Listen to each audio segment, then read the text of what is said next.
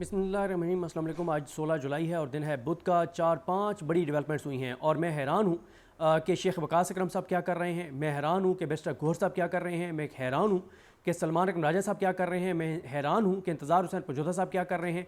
मैं हैरान हूँ कि PTI के जितने भी ज़िम्मेदार हैं वो क्या कर रहे हैं। एक इतनी बड़ी डेवलपमेंट हुई है 2 रोज़ पहले और मुझे कल जो है इस हवाले से तमाम चीज़ें भेजी हैं बुरहान मुअज़्ज़म एडवोकेट साहब ने।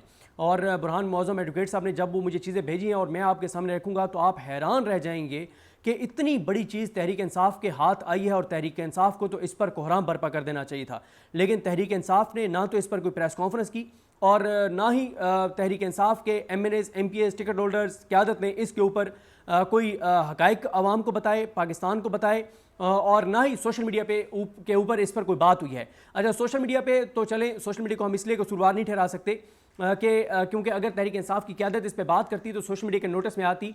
अगर इंतज़ार हुसैन पजोथा साहब जो कि ILF के करता धरता हैं वो इस सारे मामले को देखते हैं और उनको ये बात पता होनी चाहिए थी इंतज़ार हुसैन पजोथा साहब को कि ये इतना अहम मामला है और इसके ऊपर मैंने अपने वकला से सारों से क्या बात करवानी है।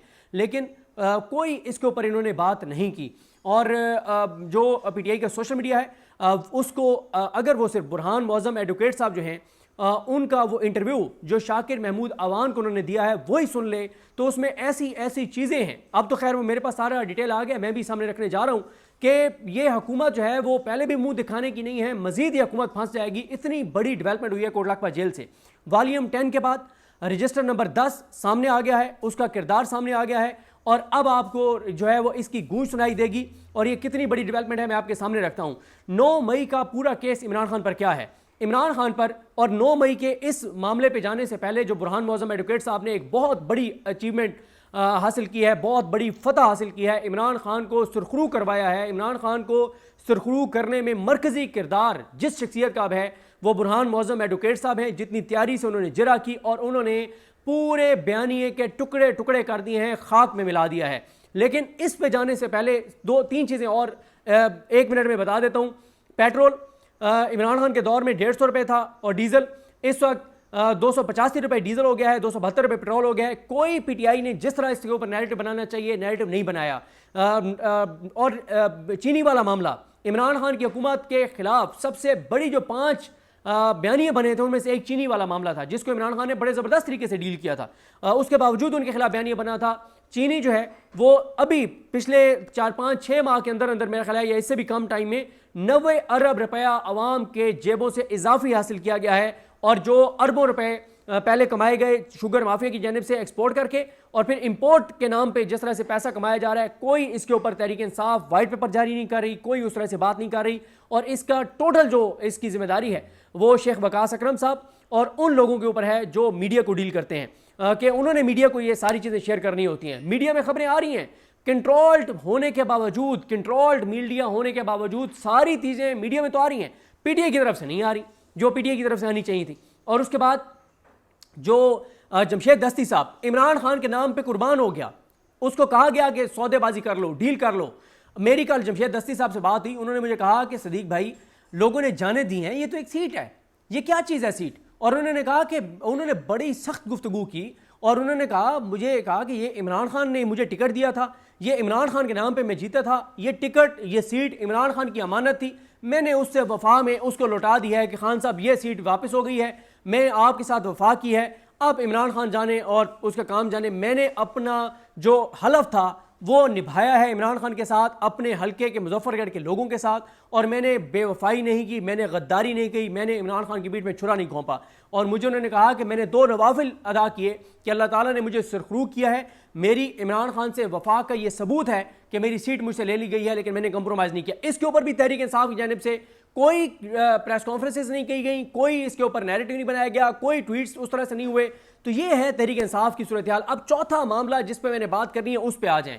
और वो बाकी तो आप देख ही चुके हैं कि इमरान खान साहब ने कल कहा कि मेरा ट्वीट सारे लाजमी रीट्वीट करें।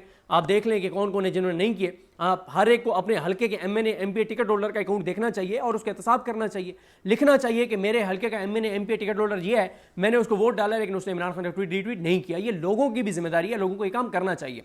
अच्छा, अब आ जाए जनाब, पूरा मुद्दा क्या था 9 मई का? पूरा मुद्दा ये था कि 9 मई की एक साजिश थी। साजिश ये थी कि इमरान खान ने मीटिंग में अपने रहनुमाओं को ये कहा कि जिस लम्हे मुझे गिरफ्तार करेंगे तो तुमने जाके कोर कमांडर हाउस, GHQ, फौज की तनसीबात के ऊपर हमला कर देना है। ये थी साजिश जिसकी वजह से कहा जाता है कि इमरान खान इस सारी साजिश के मरकजी किरदार हैं। और इसी साजिश को मानते हुए, इसी बात को मानते हुए जस्टिस शहबाज रिजवी और तारिक बाजवा, इन दोनों ने इमरान खान की 9 मई में जमानतें मनसूख कर दी, मनसूख क्या की, मुस्तरद कर दी इमरान खान साहब की। अच्छा, अब कहा यह गया, अच्छा सवाल ये हुआ कि आपको कैसे पता, आपको कोई इल्हाम हुआ है, आपको ख्वाब आया है कि इमरान खान ने यह साजिश किया? उन्होंने कहा नहीं नहीं नहीं नहीं, कच्ची गोटियां हम नहीं खेलते।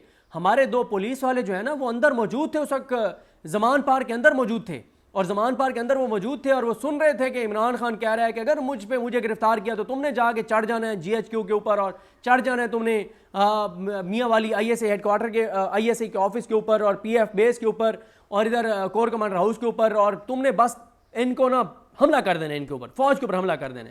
तो बड़ी बात है कि ये पुलिस वाले अंदर बैठ के सुन रहे थे।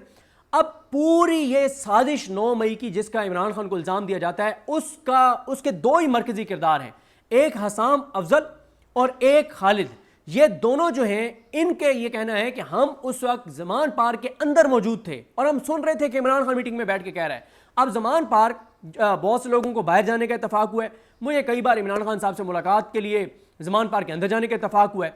बावजूद इसके, मतलब हमारा तो चले छोड़ ही देना, हम तो मीडिया से हैं, मैंने देखा है इमरान खान के बड़े बड़े लीडर्स, उनको मैंने गेट के ऊपर ख्वार होते हुए देखा, जमान पार्क और बनी गाला के बाहर। उन इमरान खान की जो सिक्योरिटी है ना, जो इमरान खान की सिक्योरिटी थी और अभी भी हैं सारे, और अहमद न्याजी और सारे, और जो कोऑर्डिनेट करते थे इमरान खान साहब की सारी मुलाकातें, उमर सुल्तान और दीगर जो इमरान खान साहब के ये साथी जितने हैं जो बड़े वफादार, ये वैसे आपको बहुत अच्छे तरीके से मिलते थे, हंस के मिलते थे, आपको बड़ा गले लगा के बड़ा प्यार मोहब्बत से मिलते थे। लेकिन जब ड्यूटी पे खड़े होते थे तो इनकी आंखें कहीं और होती थी। फिर आपका नाम अगर अप्रूव्ड है, लिस्ट में है, तो ये आपको जाने देंगे, नहीं है तो जितना मर्जी आपके साथ तल्लुक है, ये आपको ना जमान पार्क में जाने देते थे, ना आपको बनी गाला जाने देते थे।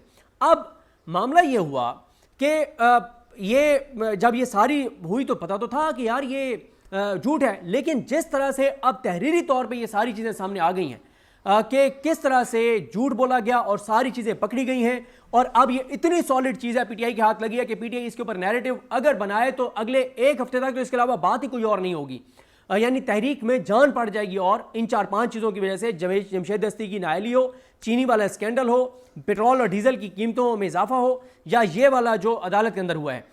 अब जब जिरा हुई हसाम अफजल के ऊपर, तो उस जिरा के अंदर जो चीज़ें सामने आई हैं, मैं इकट्ठी करके भी ट्वीट करूंगा, 14-15 चीज़ें हुई हैं।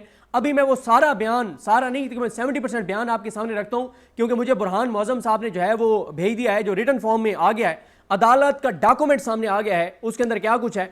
और मैं ये ज़रूर कहूँगा आप सबको कि आप शाकिर अवान साहब के ट्विटर पर जाएँ, उनके ट्विटर के ऊपर लिंक मौजूद है, या शाकिर अवान साहब जो हैं, आप सिंपल शाकिर अवान लिखें तो आपको यूट्यूब पर उनका चैनल मिल जाएगा। बल्कि मैं ऐसे करता हूं कि ये जो मेरी वीडियो है, यही जो वीडियो मैं रिकॉर्ड कर रहा हूं, इसके पिन कमेंट्स में पहले कमेंट में आपको शाकिर अवान साहब का इंटरव्यू जो है बुरहान मौज़म साहब के साथ वो मिल जाएगा। और मैं आपको अक्सर ये बात कहता हूं, मैं आपको दरख्वास्त करता होता हूं, मैं आपका मिन्नत और तरला करता होता हूं कि हमारे जो यंग रिपोर्टर्स हैं, जो मेहनत करते हैं, जो इंटरव्यूज़ करते हैं, उनको देखा करें। लोग जब देखते नहीं है तो वो डिस्करेज होते हैं, उनकी हौसला शिकनी होती है। आप लोग हमें तो थोड़ा ज़्यादा देख लेते हैं, 30-40-50 हज़ार लोग हमें देख लेते हैं, लेकिन उन लोगों को हमसे ज़्यादा प्रेफर किया करें जो ग्राउंड पे जाके काम कर रहे होते हैं। हम तो घर में बैठ के काम कर रहे हैं, हाँ अदालत यहाँ पे इस्लामाबाद में चले जाते हैं जब होता है कोई केस, लेकिन वो लोग जो ग्राउंड पे कर रहे हैं। अब शाकिर अवान ने जो इंटरव्यू किया 25 मिनट का, वो आप ज़रूर सुने, कमेंट्स में मैं उसको मुसद्दिक भाई को कहूँगा कि उसको कमेंट्स में पिन कर दें ताकि आप लोग देख सकें। अब मामला क्या हुआ, जब उन जिरा हुई तो उस जो इंकशाफ हुआ वो क्या हुआ, पहले तो कहा गया कि जी रजिस्टर मंगवाएं, रोजनामचा मंगवाएं। इन्होंने कहा बुरहान मौज़म साहब ने जज साहब को, तो उन्होंने कहा जी ले आए, जी रोजनामचा ले आए थाने का। तो वो जी बारिश है, मौसम ठीक नहीं है। फिर जी एक रजिस्टर लेकर आए, गलत ले आए, फिर ले गए एक और थाने का रिकॉर्ड ले आए। बुरहान मौज़म साहब ने कहा ऐसे नहीं चलेगा, मुझे रजिस्टर नंबर 10 चाहिए और रोजनामचा चाहिए मुझे, और उस रोजनामचे से मैं कुछ दिखाना चाहता हूं जज साहब को। बिल आखिर मजबूरन इनको रोजनामचा लाना पड़ा। अब उस रोजनामचे में क्या चीज़ सामने आई और रजिस्टर नंबर 10 में क्या चीज़ सामने आई। रोजनामचा ये होता है कि जब भी SHO किसी पुलिस एहलकार की अपने सबऑर्डिनेट की कोई ड्यूटी लगाएगा तो उसमें दर्ज होगा रोजनामचे में कि इसकी ड्यूटी लगाई है और ये अब फलानी जगह रवाना हो रहा है। हर चीज उस रोजनामचे में दर्ज होती है। अब क्योंकि इसने कहा कि ये जो हसाम अफजल है ये कहता है कि 2 बार ये साजिश हुई, एक 7 मई को हुई और एक 9 मई को हुई, दोनों दिन जो है ये साजिश हुई है। अब हुआ क्या कि जब रोजनामचा आया तो बुरहान मुअज़्ज़म साहब ने उस पेज पे रोजनामचे में एक ऐसी चीज दिखाई कि सब ने कहा कि गेम खत्म हो गई है इस सारे बयानिए की, क्योंकि 9 मई का पूरा बयानिया इस चीज के ऊपर खड़ा हुआ है कि हसाम अफजल ने सुना कि इमरान खान साजिश कर रहा है, इमरान खान हुक्म दे रहा है। पता यह चला कि 9 मई को हसाम अफजल था ही छुट्टी पे। 9 मई जिसका हसाम अफजल कहता है कि उस दिन साजिश तैयार हुई, उस दिन हसाम अफजल था ही छुट्टी पे। और ना सिर्फ ये बल्कि SHO ने जब वहां पे एहलकारों की हाजिरी लगाई कि कौन कौन है और कौन कौन नहीं है, हसाम अफजल बगैर बताए छुट्टी पे था। उस वक्त SHO ने लिखा कि हसाम, मैंने यहाँ पे सबकी हाजिरी लगाई है, सब मौजूद हैं सिवाय हसाम अफजल के, हसाम अफजल के खिलाफ तादीबी कार्रवाई की जाए और अब ये आला अफसरान के पास पहले पेश होगा, अपनी गैर हाजिरी की वजह बताएगा, फिर ये थाने में आएगा, वरना ये थाने में इंटर भी नहीं हो सकता। वो हसाम अफजल जो उस दिन था ही छुट्टी पे, उस हसाम अफजल ने अदालतों में जाके बयान दिया कि SHO थाना शादमान ने मेरी ड्यूटी लगाई थी जमान पार्क जाने की, मैं जमान पार्क गया और जमान पार्क जाके मैंने ये साजिश सुनी और ये मैं गवाह हूं इस बात का, मैं एनी शायद इस चीज का कि साजिश इमरान खान के कहने पर तैयार हुई है। अब ये इंकशाफ हुआ है और ये सबूत सामने आए हैं कि हसाम अफजल उस दिन था ही छुट्टी पे, वहां पे जमान पार्क जाना तो दूर की बात है। दूसरा जो बहुत बड़ा इंकशाफ जो हुआ है, इस सारी रिटर्न जो 7 सफ़ात की रिटर्न स्टेटमेंट सामने आ गई हसाम अफजल की, कि हसाम अफजल जो है वो 25 से 30 केसेस में सब में मरकजी गवाह है, क्योंकि इमरान खान के ऊपर पूरे पंजाब में, मियांवाली में, सरगोदा में, पिंडी में, फैसलाबाद में, लाहौर में, पूरे पंजाब में इमरान खान साहब पर जो 9 मई के केसेस हैं, उसका जो स्टार विटनेस है, उसका जो मरकजी गवाह है वो हसाम अफजल है। हसाम अफजल ने जो बयान लाहौर में दिया वो कुछ और है, जो बयान उसने सरगोदा में दिया वो कुछ और है, जो उसने फैसलाबाद में दिया वो कुछ और है। ये सारा कच्चा चट्टा खोल के रख दिया है बुरहान मुअज़्ज़म एडवोकेट साहब ने और बिल्कुल बुरे तरीके से नंगा और गंदा कर दिया है। और मैं कहता हूं कि ऐसा पकड़ा है बुरहान मुअज़्ज़म साहब ने कि अब ये इतनी आसानी से इस मुद्दे से नहीं निकल पाएंगे, क्योंकि रिटर्न बुरहान मुअज़्ज़म साहब ने ले लिया है, तहरीरी तौर पर ले लिया है, रिकॉर्ड पर सारा कुछ बुरहान मुअज़्ज़म साहब ने लिखवा के और ले लिया है। अब अगली बात सुने जी, जो कह रहे हैं ये हसाम अफजल लाहौर के हवाले से, लाहौर में जो बयान दे रहे हैं, लाहौर के बयान में कह रहे हैं कि जब इमरान खान ये साजिश जो है वो तैयार कर रहे थे तो उस वक्त उनके पास फवाद चौधरी बैठा था, उस वक्त उनके पास जो है वो अपना ये पता नहीं और बहुत से नाम हैं कि ये 15 नाम जो हैं वो इमरान, मैं अभी नाम आपको बताऊंगा कि ये 15 लोग इमरान खान के पास बैठे थे। जब वो गया सरगोदा में बयान देने के लिए तो सरगोदा में क्योंकि फंसाना था मलिक अहमद खान भच्चर साहब को और अमजद न्याजी को, सरगोदा जाके कहा कि जब इमरान खान ये साजिश तैयार कर रहा था तो उस वक्त उसके पास फलां फलां फलां और मलिक अहमद खान भच्चर और ये अमजद न्याजी और ये लोग मियांवाली वाले मौजूद थे। जब वो गया फैसलाबाद में उसने उन लोगों के नाम लिए जो फैसलाबाद से मुतल्लिका थे, जो लाहौर में उसने बयान दिया उसमें लाहौर से मुतल्लिका थे, जो पिंडी में वो बयान और जो उसने मुलविस किया उसमें और लोग थे, पिंडी से मुतल्लिका थे। तो ये चीज़ भी उन्होंने बुरे तरीके से इसकी एक्सपोज कर दी है कि इसने हर जगह पे मुख्तलिफ नाम लिए हैं। इसने तो एक बयान ही, एक अपने बयान पे कायम ही नहीं है, कहीं पे किसी का नाम ले रहा है, कहीं पे किसी का नाम ले रहा है। फिर उसके बाद उससे जरा में पूछा कि ये बताएं कि एक रजिस्टर नंबर 10 है जिसमें जो आदि मुजरिम होते हैं, जो क्रिमिनल्स होते हैं, उनका एक रिकॉर्ड जो है वो रखा जाता है ताकि उनकी मॉनिटरिंग की जा सके कि ये आदि मुजरिम है। क्या रजिस्टर नंबर 10 में इमरान खान का नाम है? कि आपने इमरान खान की सर्विलेंस कर रहे थे ना, आप इमरान खान की रैकी कर रहे थे, इमरान खान की मुखबरी कर रहे थे, इमरान खान को मॉनिटर कर रहे थे छुप के। क्या इमरान खान का नाम रजिस्टर नंबर 10 में? रजिस्टर नंबर 10 में इमरान खान का नाम ही नहीं है। और जब रजिस्टर नंबर 10 में नाम नहीं है तो फिर क्या तरीकाकार है इमरान खान की सर्विलेंस करने का और छुप के इमरान खान की मुखबरी करने का? उसके लिए इख्तियार इमरान खान के लिए नहीं, साबिक वज़ीर आज़म के लिए नहीं, आम शहरी की भी सर्विलेंस का इख्तियार DGI के पास है। DGISI एक 20 ग्रेड के ऑफिसर को ये इख्तियार देगा, उसको वो करेगा, नामजद करेगा कि इसको मैं अलाउ कर रहा हूँ कि ये फ़लाँ शहरी की जो है वो सर्विलेंस करे, क्योंकि वो लगता है कि किसी मुल्क दुश्मन एक्टिविटी में इस वक्त इन्वॉल्व है।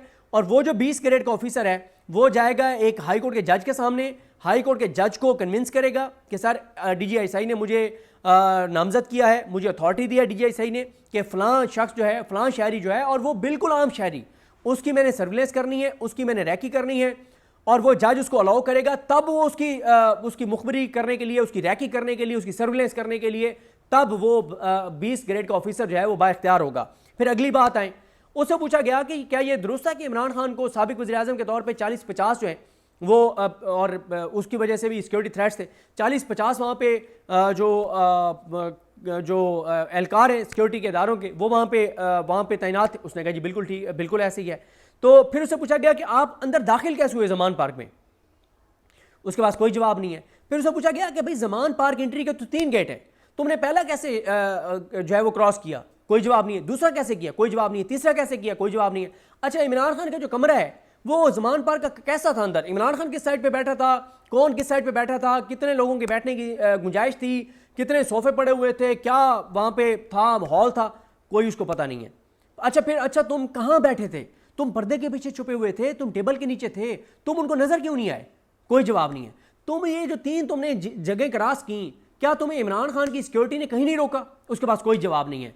देखें, ये सारी चीजें तहरीरी तौर पे सामने आ गई हैं, अदालत के डॉक्यूमेंट में सामने आ गई हैं, और क्रेडिट मैंने जिस तरह अर्ज किया है, credit goes to Burhan Mauzam advocate sahab. और बुरहान साहब जो हैं उन्होंने सारी हाँ, फिर बुरहान साहब ने एक और चीज़ उन्होंने कहा कि 7 मई को तुम कहते हो कि 7 मई को भी तुमने सुना कि ये साजिश हो रही है, क्या तुमने मुतलका अफसरान को, पुलिस वालों को बताया अफसरान को कि एक साजिश तैयार हो रही है, मैं सुन के आया हूँ? उसने कहा नहीं। बुरहान साहब ने कहा क्या आपको पता है कि अगर किसी आम शहरी को भी किसी साजिश का पता चल जाए और वो उस साजिश के बारे में पुलिस को इन्फॉर्म ना करे तो उसको 7 साल कैद की सज़ा होती है? क्या आपको पता है? उसने कहा नहीं। पूछा गया कि क्या तुम्हें पता है कि पुलिस के एहलकार को अगर किसी साजिश का पता चल जाए तो वो अगर अफसरान को ऊपर ना बताए तो उसके ऊपर 7 साल की कैद होती है? आपको पता है? उसने कहा नहीं। फिर कहा गया कि ये बताएं कि आप जो है, जब आपके पास कोई चीज़ नहीं थी, कोई इख्तियार नहीं था, कोई डॉक्यूमेंट नहीं था, आप गैर कानूनी तौर पे इमरान खान के घर में इंटर हुए, और किसी के घर में गैर कानूनी तौर पर इस तरह इंटर होना 5 साल की कैद की सजा होती है, आपको पता है? उसने कहा नहीं। आपको फलां कानून का पता है? नहीं। आपको फलां शिक का पता है? नहीं।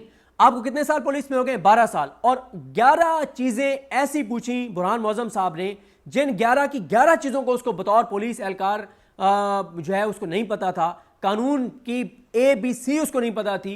और फिर उसको कहा गया कि अगर आप 7 मई को ये साजिश हो रही थी, तैयार हो रही थी, और आप बता देते तो उसी वक्त ये सारे अरेस्ट हो जाते और 9 महीना होता।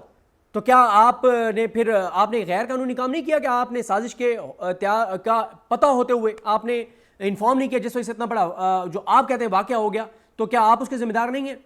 उसने कहा जी मुझे कानून का नहीं पता। अब जरा जल्दी जल्दी मैं चीज़ें आपके सामने रख देता हूँ। एक तो जी उसने बताया कि जी मैं गुज़िश्ता 12 साल से पुलिस डिपार्टमेंट में खिदमात अंजाम दे रहा हूँ। साल 2023 में मेरी तैनाती पुलिस स्टेशन शादमान लाहौर के ऑपरेशन विंग में हुई। तरबियत के दौरान मैंने महकमा की तरफ से ज़रूरी कानूनी तालीम हासिल की। पुलिस डिपार्टमेंट में 25 रजिस्टर्स रखे जाते हैं। मुझे रजिस्टर नंबर 10 के बारे में इल्म नहीं है, उसे रजिस्टर नंबर 10 के बारे में इल्म ही नहीं है कि वो किस चीज़ के लिए होता है। फिर उसके बाद उसने कहा कि जब उनको वहाँ पे बुरहान मौज़म साहब ने अदालत में बताया कि ये चीज़ें होती हैं, रजिस्टर नंबर 10 में इन लोगों के नाम लाजमी दर्ज करने होते हैं, क्या आपको पता है? उस पर, और मैं आपको यहाँ पे रुक के एक और चीज़ अर्ज कर दूँ, इसीलिए ये बंद कमरे में ट्रायल हो रहे हैं कि अगर ये ट्रायल ओपन होता तो 20-25 रिपोर्टर मौजूद होते, वकला कई और मौजूद होते, लेकिन क्योंकि कोटलाकपा जेल के अंदर हो रहा है और रिपोर्टर्स को जाने नहीं दिया जाता और वहाँ पे कंट्रोल्ड एक सारा माहौल है, तो इसलिए बहुत सारी चीज़ें बाहर नहीं आती। लेकिन क्रेडिट बार बार दे रहा हूँ बुरहान मौज़म साहब को, उनको ये क्रेडिट जाता है कि वो ये चीज़ें सारी बाहर रिटन फॉर्म में अब उन्होंने लिखवा ली हैं और ये चीज़ इस हुकूमत के गले पड़ेगी। फिर वो कहते हैं कि जब उन्होंने सारी चीज़ें बताई बुरहान मौज़म साहब ने कि रजिस्टर नंबर 10 में जो एंट्री होती है इन लोगों की होती है, तो क्या इमरान खान इसमें किसी के ज़ुमरे में आता है? तो उसने कहा कि इमरान खान मज़कूरा बाला किसी भी ज़ुमरे में नहीं आते जो कि पुलिस रूल्स के मुताबिक किसी शख्स को निगरानी में लेने के लिए दिए गए हैं। मैंने पुलिस स्टेशन शादमान लाहौर के रजिस्टर नंबर 10 में कोई इंदराज नहीं किया। वो कहते हैं मैंने इमरान खान का रजिस्टर नंबर 10 में कोई इंदराज नहीं किया। फिर वो कहते हैं कि जब मैं हिसाम अफजल कहते हैं जब मैं निगरानी के लिए गया तो मुझे चैप्टर 23 के मंदजात का इल्म नहीं था और ना ही मुझे निगरानी से मुतालिक कानून से मुतालिक आगाह किया गया। वो कहता है जब मैं जा रहा था निगरानी के लिए, सर्विलेंस के लिए, तो मुझे बेसिक कवानीन का पता ही नहीं था। ये बात एतराफ़ कर रहा है पुलिस वाला, और इसके बयान के ऊपर जस्टिस शहबाज रिजवी ने और तारिक बाजवा ने इमरान खान की जमानतें जो है वो मुस्तरद किया। आप अंदाज़ा लगाएं, ये हैं जस्टिस याहिया खान साहब की अदालतें। फिर आगे वो कहते हैं कि मुझे investigation for fair trial act 2013 के बारे में इल्म ही नहीं है। फिर वो कहते हैं कि ये दुरुस्त है कि पुलिस वाला मान रहा है, जब ये इन्होंने बैरिस्टर बुरहान मुअज़्ज़म एडवोकेट साहब ने जब सारी चीज़ें सामने रखी कानूनी, वो कहते हैं कि ये दुरुस्त है कि सिर्फ DGI को पाकिस्तान में किसी शख्स से निगरानी का इख्तियार हासिल है। ये दुरुस्त है कि मज़कूरा एक्ट की दफ़ा 4 के मुताबिक DGI को पाकिस्तान की किसी सर्विस से कम अज़ कम ग्रेड 20 के अफसर को नामजद करना होता है ताकि वो निगरानी की कार्रवाई कर सके। यह दुरुस्त है कि DGI मज़कूरा अफसर को नामजद करने के बाद वज़ारत दाखिला को तहरीरी दरख्वास्त देगा ताकि इजाज़त हासिल की जा सके, और अगर इजाज़त मिल जाए तो फिर हाई कोर्ट के जज के सामने निगरानी के वारंट के इजरा के लिए दरख्वास्त दी जाएगी। फिर वो पुलिस वाला इतराफ़ कर रहा है कि मुझे इमरान खान या उनकी रिहाइश के हवाले से किसी भी निगरानी का वारंट फराहम नहीं किया गया। फिर वो कहता है कि मेरी मालूमात में नहीं कि मज़कूरा बाला 2 कवानीन के अलावा पाकिस्तान में कोई और कानून मौजूद है जिसके तहत निगरानी की जा सकती है। वो कहता है मुझे पता ही नहीं है किसी कानून का कि इसके अलावा कोई कानून मौजूद भी है कि नहीं है जिसके तहत निगरानी की जा सके। फिर वो पुलिस वाला मानता है कि ये दुरुस्त है कि साबिक वज़ीर-ए-आज़म इमरान खान की सिक्योरिटी के लिए वफाकी हुकूमत की तरफ से खुसूसी गार्ड्स जारी किए गए थे, तैनात किए गए थे, और इमरान खान इस सहूलत से फ़ायदा उठा रहे थे। इमरान खान की रिहाइशगाह के बाहर 40 से 50 पुलिस एहलकार तैनात थे। इन एहलकारों में से कोई भी तहकीकाती अमल में शामिल नहीं हुआ ताकि मेरे जाए वक़ुआ पर मौजूद होने की तस्दीक की जा सके। यानी जो 50 पुलिस वाले वहाँ पे अपने पुलिस के मौजूद थे, उनमें से एक भी गवाह के तौर पे मौजूद नहीं है कि हाँ हमने हसाम अफजल को 7 मई को और 9 मई को वहाँ पे देखा है। एक भी पुलिस एहलकार अपना पेटी भाई गवाह सामने नहीं है। फिर उसके बाद वो कहते हैं कि पुलिस ऑर्डर पुलिस मुलाजमीन से मुतलिक है। मुझे ये इल्म नहीं, मेरे ये इल्म में नहीं है कि पुलिस ऑर्डर 2002 के मुताबिक अगर कोई पुलिस अफसर किसी के घर बगैर इजाज़त दाखिल हो जाए तो उसे 5 साल कैद की सज़ा हो सकती है। फिर वो कहते हैं कि मैं साजिश से मुतलिक दर्जशुदा 24 मुकदमात में गवाह हूँ, 24 मुकदमात में गवाह हूँ इमरान खान के खिलाफ। यह अदालत में मेरा चौथा बयान है। इससे पहले मैं इसदाद दहशतगर्दी की अदालत गुजरांवाला, फैसलाबाद और सरगोदा में बयान दे चुका हूँ। इसदाद दहशतगर्दी अदालत सरगोदा में मैंने 18 अफराद को नामजद किया, जिनमें MNA अमजद खान न्याजी, अहमद खान भच्चर और अब्दुर्रहमान उर्फ पता नहीं बबली खान है या इनका उर्फ जो भी नाम लिखा हुआ है। अच्छा, ये दुरुस्त है कि मैंने अपने मौजूदा बयान में वो पैराग्राफ शामिल नहीं किया जिसमें कहा गया था, इस बयान में वो बयान शामिल नहीं किया जिसमें कहा गया था कि उसके बाद इमरान अहमद खान न्याजी ने ख़ास तौर पर अमजद न्याजी, अहमद खान बच्चर और अब्दुर्रहमान से मुखातिब होकर कहा कि ये तीनों जो हैं इमरान खान के आबाई शहर से हैं और इमरान खान इनसे तवक्को रखते हैं कि वो इस रियासत के मुंह पर ज़ोरदार थप्पड़ मारेंगे, तमाचा मारेंगे। उस पर अमजद खान और अब्दुर्रहमान ने जवाब दिया कि हम आपको मायूस नहीं करेंगे खान साहब, हम मियाँ वाली वाले हैं और मियाँ वाली वाले आपको पता है आपसे वफा करने वाले हैं, आपसे मोहब्बत करने वाले हैं, हम आपके इलाके से हैं और हम आपको मायूस नहीं करेंगे। ऐसा थप्पड़ मारेंगे रियासत के मुंह के ऊपर कि ये रियासत याद रखेगी। और फिर वो कहते हैं कि उन्होंने मज़ीद कहा कि वो FIR थी सरगोदा में जिसका ट्रायल हुआ मियाँ वाली, वो किसके ऊपर थी? PF बेस, ISI के दफातर, थाने और ज़िला मियाँ वाली के दीगर सरकारी इदारों को निशाना बनाने के हवाले से उन्होंने कहा था कि हम इनको निशाना बनाएंगे और हम इस रियासत को और फौज को सबक सिखाएंगे। फिर वो कहते हैं कि मुझे याद नहीं कि आया मैंने ये बात 9 मई की मीटिंग के बारे में इसदाद दहशतगर्दी अदालत सरगोदा में बतौर गवाह बयान दी थी या नहीं। यह दुरुस्त है कि मैंने ATC सरगोदा में बयान दिया था कि 7 मई को ज़मान पार्क लाहौर छोड़ने के बाद मैंने अपने आला अफसरान को साजिश के बारे में इतला दी। अब वो कहते हैं कि मुझे जो याद पड़ता है वहाँ मैंने कहा है सरगोदा में कि 7 मई वाली साजिश का मैंने आला अफसरान को बताया था, लेकिन याद नहीं है, मुझे सही याद नहीं है। मैंने इसदाद दहशतगर्दी अदालत फैसलाबाद में बयान दिया जिसमें मैंने 14 अफराद के अलावा मज़ीद 28 अफराद को शामिल किया जिनको मैंने लाहौर में नामजद नहीं किया।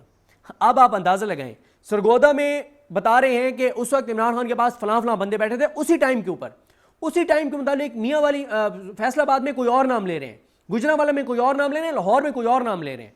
टाइम एक ही कि 7 मई को इतने बजे इमरान खान के पास ये लोग बैठे थे, सरगोदा में किसी और का नाम, फैसलाबाद में किसी और का नाम, गुजरांवाला में, क्योंकि हर जगह पे मुलविस मुख्तलिफ लोगों को किया गया था ना, मकामी लोगों को। फिर उसके बाद कहते हैं कि मैंने जो है वो आगाह किया 7 को मैंने अपने SHO को, 8 को मैंने कोई आगाह नहीं किया, फिर 9 को मैंने दोबारा SHO को इतला दी। यहां कह रहे हैं कि मैंने SHO को इतला दी 9 मई को कि इमरान खान साजिश तैयार कर रहे हैं, लेकिन रजिस्टर में वो छुट्टी पे हैं। SHO कह रहा है कि ये गैर हाजिर है, छुट्टी पे नहीं है बल्कि गैर हाजिर है। SHO लिख रहा है गैर हाजिर है, और वो कह रहा है कि मैं SHO के कहने पे वहां पे गया था इमरान खान की सर्विलेंस करने के लिए, और मैंने SHO को बता भी दिया था, जो कि बिल्कुल झूठ है। फिर उसके बाद उन्होंने कहा कि कोई जो है हमने FIR दर्ज नहीं की, जो 7 को हमें साजिश का पता चला, हमने कोई इमरान खान के खिलाफ 7 कोई FIR दर्ज नहीं की, हालांकि 7 को FIR दर्ज होनी चाहिए थी।